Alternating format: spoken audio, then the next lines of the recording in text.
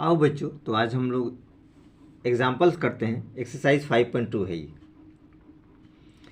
Example number 21 है, NCERT math class 12th है, उसका चैप्टर 5 है कंटिन्यूटी एंड डिफरेंशिएबिलिटी। देखिए, तो एग्जाम्पल 21 क्या कहता है, f x equal to sine x square. तो कुछ नहीं है, आपको इसको डेरिवेटिव्स ज्ञात करने हैं। देखिए, एफ एक्स दे रखा है, आप चाहे तो इसको वाई भी लेट कर सकते हैं। पहले हम लोग एक्स को लेट करते हैं। देखिए, लेट ये दो है, देखिए साइन है और ये एंगल होता है, आपको बताया गया है। Let x square equal to हमने टी कर लिया। तो अब देखिए, y equal to f x equal to sine t. ये देखिए, इसको हमने टी लेट कर लिया, तो ये साइन टी हो गया। ठीक है, अब नॉर्मल इसको डिफ्रेंशिएट कर दिए, कुछ विशेष वगैरह नहीं है। ठीक है, तो हम लोग लिख सकते हैं differentiate with respect to x. ठीक है, तो देखिए क्या हो जाएगा, d y by D x. तो देखिए, d y by D x में पहले डिफ्रेंशिएट हम लोग इसे करेंगे साइन टी को, तो ये क्या हो जाएगा आपके पास, D by D X sine T. हमारे पास रिजल्ट आएगा आपके कॉस टी। फिर कॉस टी को हम लोग डिफ्रेंशिएट करेंगे डी बाई डी एक्स और टी। टी क्या दे रखा है, एक्स स्क्वायर दे रखा है। आप एज इट इज चाहे तो दोबारा लिख सकते हैं, मैं थोड़ा सा फर्स्ट टाइम है इसलिए आपको खोल के बता रहा हूँ। Cos T D by D x x square. अब देखिए क्या रिजल्ट आएगा, कॉस टी ये दो आगे आएंगे तो 2x 2 - 1 यानी कॉस टी के जगह टी का मान पुटअप कीजिए, टी का एक्स स्क्वायर, यानी कि cos x square into 2x। ये आपके पास रिजल्ट है। 2x तो एज इट इज आप चाहें तो आगे लिख सकते हैं, 2x into cos x square. ये आपका क्या रहा, आंसर रहा। तो बहुत आसानी से हम लोगों ने इस क्वेश्चन को कर लिया, कुछ विशेष वगैरह नहीं था। बाकी आप ब्रेकडाउन करके अपने हिसाब से इसको तोड़ के कर सकते हैं। देखिए, एग्जाम्पल नंबर 22 है, find the derivatives of 10 2x + 3। इसके डेरिवेटिव्स आपको निकालने हैं। चलिए आगे हम लोग बढ़ते हैं, कुछ विशेष नहीं है। वाई हम लेट कर लेंगे, आप लेट कर सकते हैं, डायरेक्ट भी निकाल सकते हैं, वो आपकी मर्जी है, जैसे भी आप लोगों को करना हो। ठीक है ना, वाई बराबर 10 2x + 3। ये देखिए 2x + 3 को हमने टी लेट कर लिया, तो क्या हो जाएगा, 10t हो जाएगा। तो y = 10t। अब देखिए इसको डिफ्रेंशिएट कीजिए, तो क्या करेंगे, d y by D x आपको पता ही है, तो क्या हो जाएगा, डी बाई डी एक्स ये हो जाएगा 10t। ठीक है, अब आपको पता होना चाहिए 10t का जो डिफ्रेंशिएशन होता है वो क्या होता है आपके पास, सेक स्क्वायर टी। तो क्या लिखेंगे, सेक स्क्वायर टी। ठीक है, और फिर टी बचा तो टी को भी हमें करना होता है, डी बाई डी एक्स और ये हो जाएगा टी। ठीक, तो टी क्या है, टी आपके पास है 2x + 3। तो एज इट इज इसको दोबारा लिखिए, सेक स्क्वायर टी और डी बाई डी एक्स ये क्या हो जाएगा, 2x + 3। ये रिजल्ट आपके पास है। अब गौर से देखिए, सेक स्क्वायर टी। ठीक है, तो आप सेक स्क्वायर टी अभी ऐसे ही रहने दीजिए, सेक स्क्वायर टी। ये देखिए 2x है तो 2 कांस्टेंट है, बाहर निकल जाएगा x का वैल्यू क्या आ जाएगा 1। आप एज इट इज लिख सकते हैं डी बाई डी एक्स और ये x हो जाएगा। ठीक है, और ये 3 ये 0 आ जाएगा, लेकिन फिर भी हम आपको शो करके दिखा रहे हैं D by D x 3 constant term है, ये 0 हो जाएगा। यानी क्या रिजल्ट आएगा, सेक स्क्वायर टी। तो टी की वैल्यू पुट कर दिए, टी क्या है ये 2x + 3। तो लिखेंगे सेक स्क्वायर 2x + 3 इंटू 2 ये हो जाएगा 1, तो 1 लिखने की कोई जरूरत नहीं है, और +0 कांस्टेंट टर्म है तो 0 हो जाएगा, यानी 2।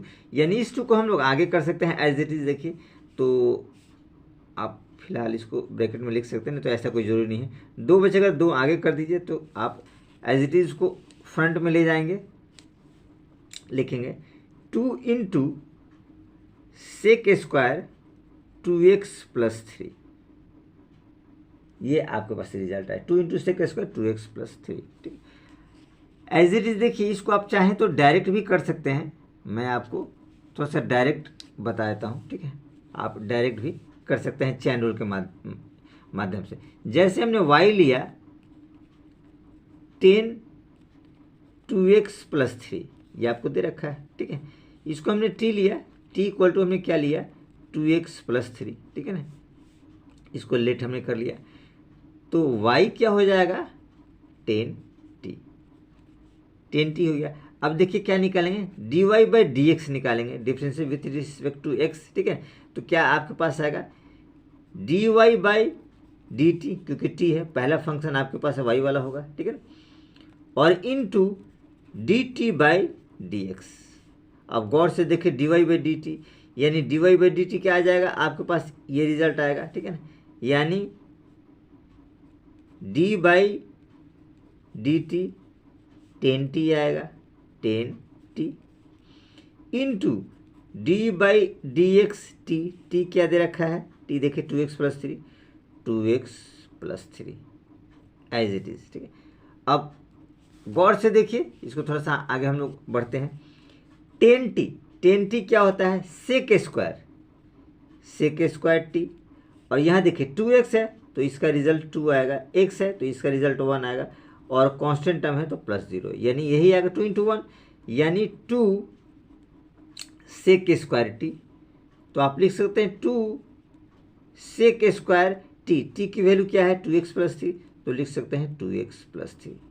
तो आपने देखा ऐसे निकालिए चाहे ऐसे निकालिए, दोनों आंसर हो जाएगा। कॉन्सेप्ट आपके क्लियर होना चाहिए और कुछ विशेष नहीं है, तो आसानी से आप लोग कर सकते हैं। तो कॉन्सेप्ट पहले बिल्ड कीजिए, और कोई दिक्कत वगैरह तो इंट्रोडक्शन वगैरह पार्ट को देखिए। चलिए तो आगे बढ़ते हैं।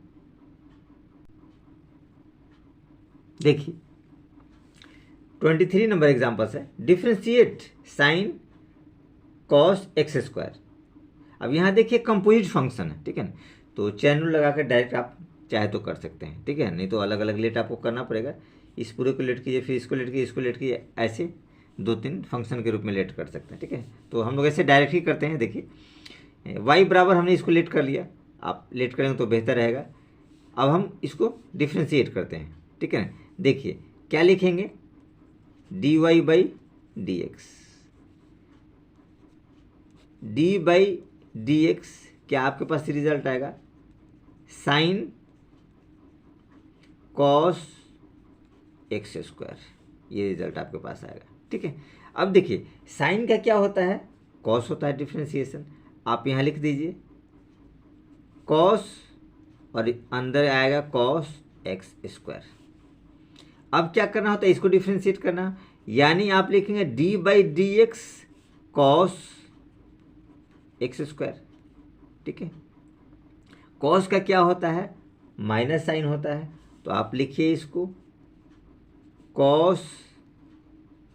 Cos x square into minus sign x square.